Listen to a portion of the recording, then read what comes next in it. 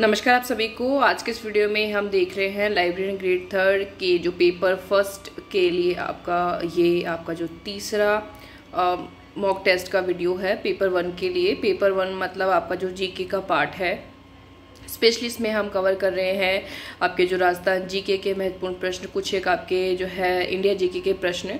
और ये प्रश्न हम देख रहे हैं राजस्थान कर्मचारी चयन बोर्ड ने जो कंडक्ट करवाए पिछले प्रश्न पत्र हैं उनमें से। लाइब्रेरियन की तैयारी करें, भले आप किसी भी एग्जाम की तैयारी करें, स्पेशली अगर वो कंडक्ट की जा रही है राजस्थान कर्मचारी चयन बोर्ड द्वारा, तो आपको पुराने प्रश्न पत्रों को ध्यान में रखना बहुत ज़रूरी है। आपको अच्छे से 2015 से लेकर के 2022 तक के प्रश्न पत्रों को अच्छे से आपको स्टडी करना है, उनको सॉल्व करना है, जो कि आपके लिए बहुत ही महत्वपूर्ण है। आप देखेंगे कि जितने भी पेपर्स हो रहे हैं उनमें कितने ज़्यादा क्वेश्चन जो है रिपीट होते हैं। पहले ही राजस्थान कर्मचारी चयन बोर्ड सेलेक्टेड क्वेश्चंस को लाते हैं, फिर उनमें से बेहतरीन प्रश्न जो रहते हैं उनमें से और भी ज़्यादा रिपीट होते रहते हैं। ये भी बहुत बड़ी बात है कि आप इन प्रश्नों को अपने दिमाग में रख पाते हैं, उनका उत्तर किस तरह से होगा या फिर उनको समझ पाते हैं। तो ये एक मेहनत वाला काम है।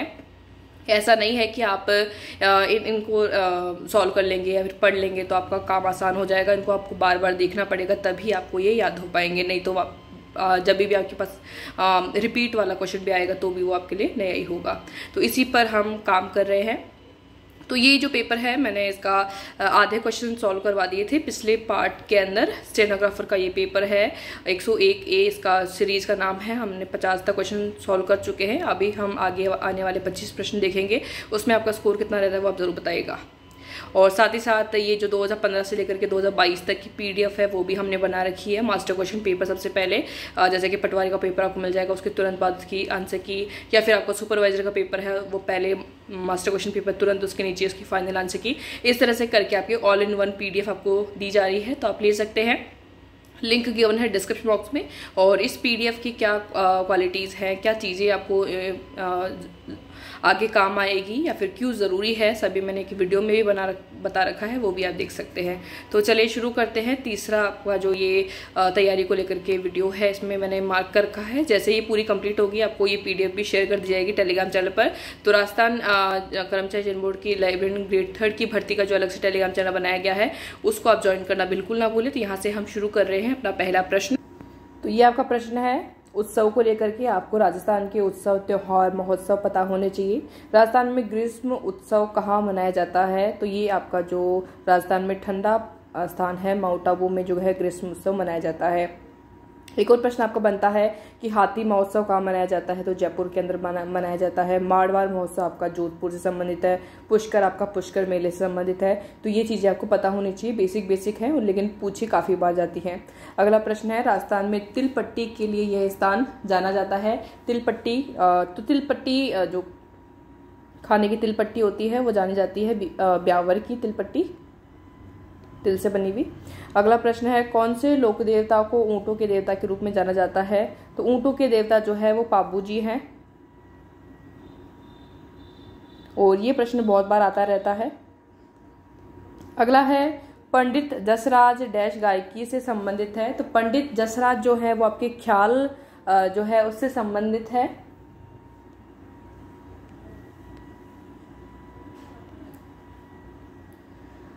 नेक्स्ट क्वेश्चन है,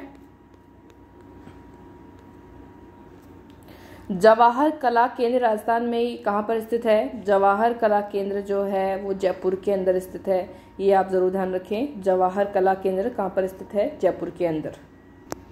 एक और चीज़ आप जरूर ध्यान रखें, रूपायन संस्थान, ठीक है, रूपायन संस्थान से संबंधित प्रश्न भी आता रहता है, जो कहाँ पर संबंधित है, किसने इसको स्थापित किया, बनाया? तो कोमल कोठारी ने, और ये जगह है जोधपुर के अंदर। ये भी प्रश्न काफ़ी बार आता रहता है, रूपायन संस्थान, तो उसको भी आप साथ में ज़रूर ध्यान रखें। अगला प्रश्न है, उदयपुर, भीलवाड़ा और चित्तौड़गढ़ में कौन सी बोली ज़्यादातर बोली जाती है? तो उदयपुर और ये जो संबंधित जगह हैं इनमें जो बोली जाती है वो आपकी मेवाड़ी है।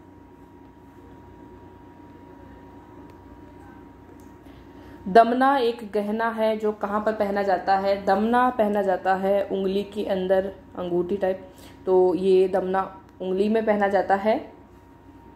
अगला प्रश्न है, शिलालेख और उनकी जो प्रशस्ति के अनुसार उनके यहाँ पर वर्ष दिए गए हैं, तो उनको आपको मिलान करना है कौन सा वर्ष में जो है प्रशस्ति संबंधित है।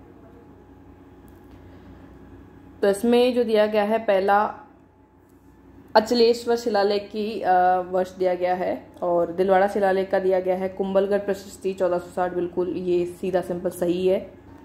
तो यहाँ पर जहाँ पर 3 है वो तो बिल्कुल सही है यहाँ पर, और अचलेश्वर शिलालेख भी आपका सही है, लेकिन ये भी दोनों का मिलान सही है, लेकिन दिलवाड़ा शिलालेख जो है वो 1439 से संबंधित है। ठीक है, जो दिलवाड़ा शिलालेख है वो 1439 से संबंधित है। तो यहाँ पर जो सही उत्तर होगा वो कौन सा होगा? बी ऑप्शन की पहला और तीसरा यहाँ पर सही है, और जो दिलवाड़ा शिलालेख की जो वर्ष दिया गया है वो गलत है। अगला है, निम्न युद्धों को जो है ध्यान में रखकर उनके सही काल क्रमानुसार आपको यहाँ पर बताना है कि इनका काल क्रमानुसार किस तरह से सही होगा। तो सबसे पहले जो है खानवा का युद्ध आपका हुआ, फिर आपका तराइन का दूसरा युद्ध हुआ, और फिर हमें ये एक बार लिखना पड़ेगा। सबसे पहले आपका जो तराइन का युद्ध हुआ, तराइन का युद्ध जो है पृथ्वीराज चौहान और गौरी के मध्य जो हुआ, तो आपका 1192 में हुआ। पहला तो युद्ध जीत लिया था 1191 वाला। खानवा वाला आपका जो हुआ था वो 1527 में हुआ था। ये हुआ था आपका बाबर और महाराणा सांगा के बीच। फिर आपका जो ये आपका हल्दी घाटी का युद्ध है, ये 1576 का है। इसके बाद में जो ये हुआ, तो ये आपका महाराणा प्रताप और अकबर के मध्य जो हुआ। अभी आप इसमें से आइडेंटिफाई कर सकते हैं। तो इसमें काल क्रमानुसार बताना है, तो सबसे पहले इनमें से होगा तीसरे नंबर का, फिर आपका होगा ये खानवा का युद्ध, और फिर आपका हल्दी घाटी का युद्ध। तो इस तरह से आपका ये 3, 2, 1 का ये जोड़ा बनेगा। तो इसमें आपका जो ऑप्शन होगा वो होगा सी ऑप्शन। अगला प्रश्न है, चित्तौड़गढ़ का विजय स्तंभ किनके द्वारा जो है बनाया गया था? विजय स्तंभ, तो विजय स्तंभ जो बनाया गया था वो राणा कुंभा के द्वारा बनाया गया था। भरतपुर शहर की स्थापना की थी, तो भरतपुर शहर की स्थापना करने वाले का नाम क्या है इसमें ये बताना है। तो महाराजा सूरजमल ने भरतपुर शहर की स्थापना की थी। राजस्थान में ब्रिटिशों ने शासक हरबख्शपाल सिंह के साथ कहां पर संधि की? ये की थी करौली के अंदर, हरबख्शपाल के साथ ब्रिटिशों ने। अगला प्रश्न है, राजस्थान में 1857 का संग्राम कहां से शुरू हुआ? बहुत ही महत्वपूर्ण प्रश्न है, बार बार आता रहता है। तो नशीराबाद छावनी से ये शुरू हुआ। नशीराबाद से जो है 1857 का संग्राम जो है शुरू हुआ था। लेकिन इसमें यही नहीं इम्पॉर्टेंट है, इसकी आपको डेट भी याद रखनी ज़रूरी है। कब हुआ था? तो 28 मई से ये आपका शुरू हुआ था। ये आप ज़रूर ध्यान रखें, ये आपकी डेट भी पूछी जाती है। अगला प्रश्न है, तो ये प्रश्न आपका है, गुप्त सैन्य संगठन वीर भारत सभा की स्थापना किसने की थी? ये जो सभा है वो गोपाल सिंह खरवा और केसरी सिंह बारठ द्वारा की गई थी। इसको भी आप जरूर ध्यान रखें, गुप्त सैन्य संगठन। अगला है, ट्रेंच कमीशन संबंधित है, तो कौन से किसान आंदोलन से ट्रेंच कमीशन संबंधित है? तो बेगू किसान आंदोलन से संबंधित है, ए ऑप्शन है इसका।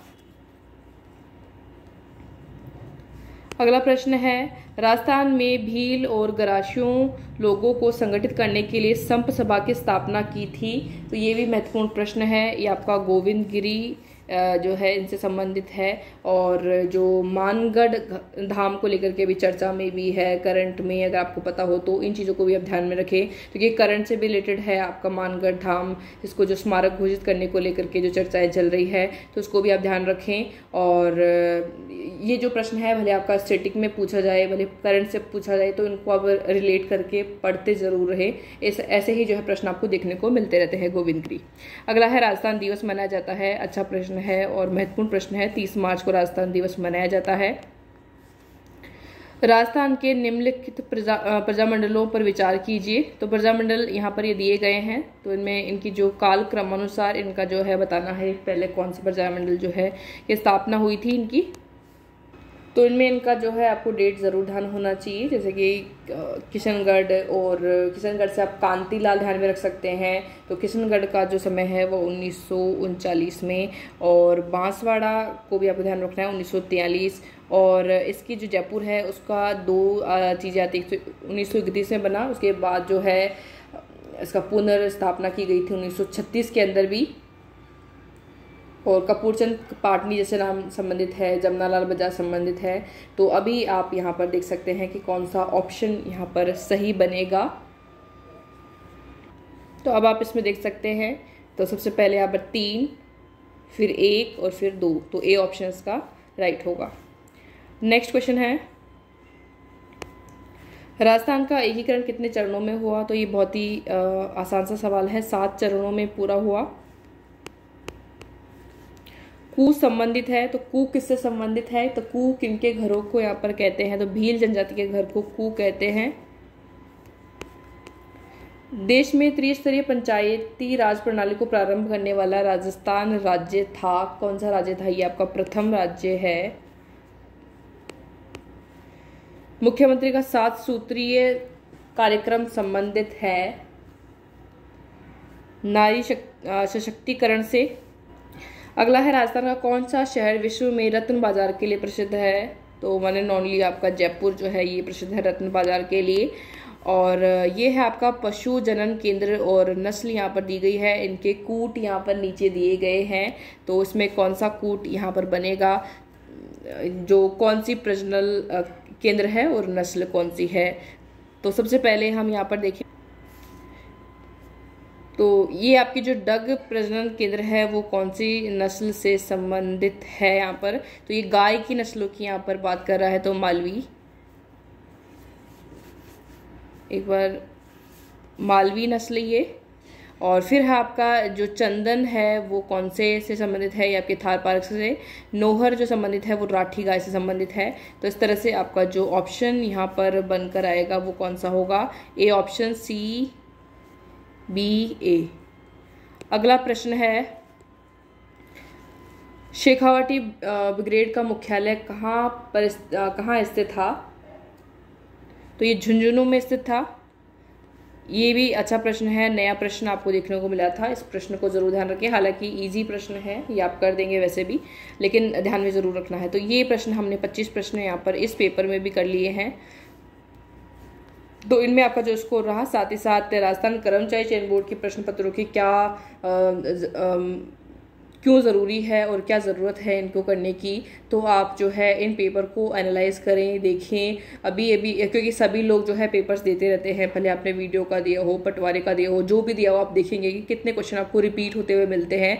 हालांकि इनकी बुक्स भी अवेलेबल होती हैं, लेकिन बुक्स में क्या होता है कि वो जब वो प्रिंट करने जाते हैं तो जो क्वेश्चन डिलीट हो जाते हैं उनको भी वो मेंशन कर देते हैं, और उसके बाद जो कन्फ्यूजन होना स्टार्ट होता है कि इस प्रश्न का उत्तर इस बुक ने ये दिया है, इसने ये दिया है, जबकि वो एक्चुअल में वो क्वेश्चन डिलीट हो रखा होता है। इस वजह से आप उस प्रश्न को करने में काफ़ी समय खराब कर देते हैं, बहुत जगह सर्च करते हैं, अलग अलग आपको आंसर वहाँ पर मिलते हैं। तो इससे अच्छा है कि आप सीधा भले हमारी PDF ले सकते हैं, या फिर राजस्थान कर्मचारी चयन बोर्ड खुद आपको क्वेश्चन पेपर प्रोवाइड कराते हैं, मास्टर क्वेश्चन पेपर आप वहाँ से डाउनलोड करें, आंसर की आप वहाँ से डाउनलोड करें और उनको सॉल्व करें, मैच करें, देखें कौन सा क्वेश्चन डिलीट हो गया उसको हटा दें, उसको ना पढ़े आप। तो ये बहुत ही बेहतरीन तरीका है, आपको सॉल्व करने में भी बहुत अच्छा लगेगा, और बार बार आप जब एक ही क्वेश्चन को देखेंगे तो आपको अपने आप ही वो याद हो जाएगा। कोई भी बुक लेने के बजाय आप इन प्रश्न पत्रों को रटने की, देखने की, सॉल्व करने की एक अच्छी आदत बनाइए, ताकि आपको अच्छे से राजस्थान जीके कवर आपका हो, और आप ना केवल राजस्थान जीके, जो भी इंडिया जीके के प्रश्न आएंगे वो भी आपके लिए काफ़ी महत्वपूर्ण होंगे, जो कि पिछले पूछे गए प्रश्न हैं। तो सभी का लिंक हमने दे रखा है डिस्क्रिप्शन बॉक्स में, साथ में हमारी जो ये सीरीज़ है उससे बने रहिएगा। चैनल को सब्सक्राइब नहीं किया तो कर लीजिएगा। साथ में लाइब्रेरी साइंस की भी वीडियो सीरीज आपकी डेली बेसिस पर अब आनी शुरू हो गई है, तो उसको भी आप मिस ना करें। Thank you. वीडियो अच्छी लगे तो लाइक कर दीजिएगा, शेयर कर दीजिएगा, चैनल को जरूर सब्सक्राइब कीजिएगा। Thank you.